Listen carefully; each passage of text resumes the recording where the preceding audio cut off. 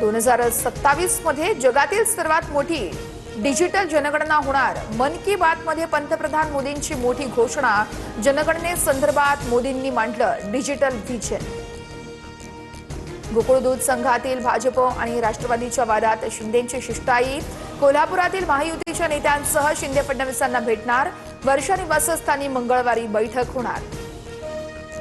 भाजपच्या बुवा बाबांकडून इतिहासाची मोडतोड। मुख्यमंत्री आणि सरसंघचालकांनी त्यांना रोखलं का नाही? संजय राऊतांचा संतप्त सवाल। चुकीच्या विधानाचं समर्थन नाही, पण साधू संतांचा अपमान खपवून घेणार नाही। नवनाथ बन यांचं राऊतांना उत्तर। तुमचं हिंदुत्व तर बेगडी, सत्तेसाठी काँग्रेससमोर झुकलात, बन यांचा निशाणा। बागेश्वर बाबा मनुस्मृतीचं आधुनिक व्हर्जन आहे। राजकीय व्यासपीठावर अशी वक्तव्य करणं हेच का नारी शक्ती वंदन आहे तुमचं? रोहित पवारांचा सरकारला सवाल। धीरेंद्र शास्त्रींच्या निषेधार्थ नागपूर अमरावतीमध्ये आंदोलन। मराठा सेवा संघ जिजाऊ ब्रिगेडकडून आंदोलन करत निषेध, तर बागेश्वर बाबाला महाराष्ट्रात बंदी घाला, अमरावती शहर काँग्रेसची आक्रमक मागणी।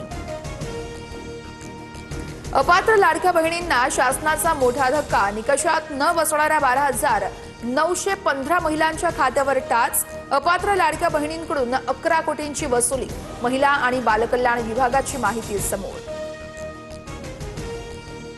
शेतकरी कर्जमाफीसाठी राज्य सरकारकडून हालचाली। राज्यात 35 लाख शेतकऱ्यांचे 2 लाखांपर्यंतचं कर्ज माफ होण्याची शक्यता। परदेशी समितीच्या अहवालानंतर राज्य सरकारचा मोठा पाऊल उचलण्याचा संकेत। राजा शिवाजी चित्रपटावर सेन्सॉर बोर्डाची किरकोळ कात्री।